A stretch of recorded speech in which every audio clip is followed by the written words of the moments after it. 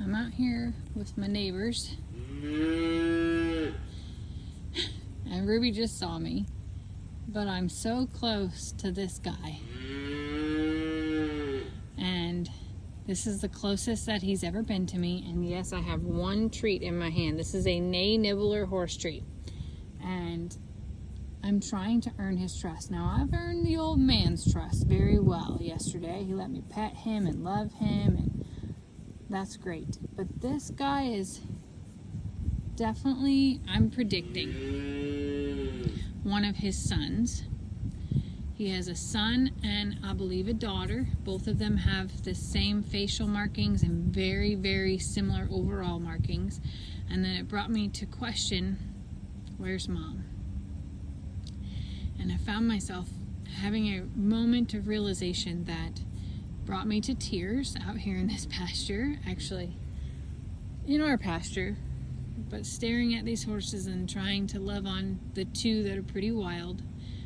The skull that Lester found in the pond, which is over this way, I'm 99% sure would be this baby's mama and the other baby's mama, because it would only make sense, because the girl is very young, like less than a year young, like born this summer young. And if that was the case,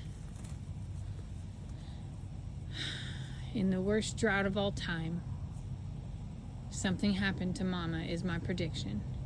So now you have son who's probably 2 or less.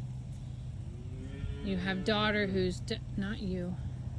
Daughter out here who's less than a year. And then you got the old man. And the old man who I have fully fallen in love with is just a really gentle soul. He stepped away from us for a little bit here. But Trixie, that was mean. I'm sitting here trying to earn the trust. Get back. That was so mean. I'm so sorry, sweetheart. Come here. That was awful. I'm trying to earn trust, and Trixie just rushes her away from a treat. Here, baby. Oh, that was unfortunate. Here, sweetie. She's going back for it, though. So it wasn't that bad. But, I hear you, Rubes. It's not anywhere near time. It is early in the morning. Come here, sweetie. Oh, dang it. Oh, Dad went way up there. Way up there. I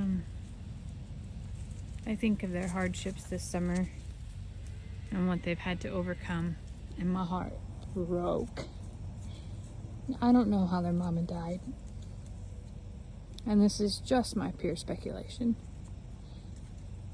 But I imagine that if she had to feed a baby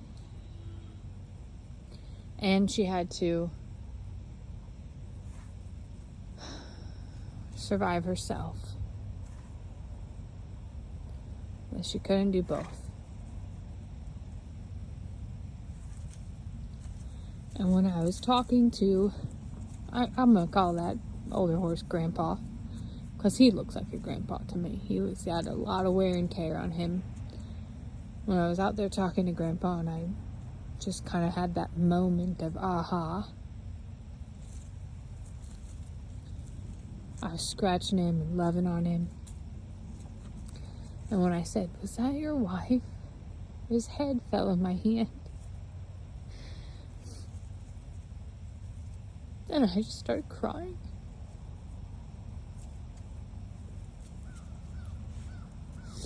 I can't imagine his heartbreak. I don't know if she got sick and died, if she got stuck and too weak and died. Man, no. It's really hard to think about. And then to feel his whole body sink when I said it was just like unbelievable.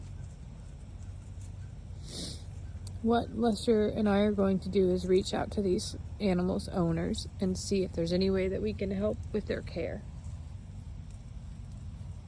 Maybe that person has a job that changed their life, that pulls them away from here. I'm not sure. But I don't, I'm not into feeding other people's animals without communicating that that's happening and making sure that we understand everything about them. But these two, the two younger ones, are pretty wild. They've not had any handling. You can't even walk near them without them running. So I would really like to earn their trust. Grandpa's off in the distance over there, way. I know you can't hardly see him through this briar. Maybe if I, no, see way back there. He's gonna go get him a nap, I think. I am gonna call him Grandpa. He has a really gentle soul. And I don't know about names for these two yet, or any of these babies yet. The donkeys don't let you get much closer than this, and I certainly can't touch them. I just want to know their story. I just want to be able to help them.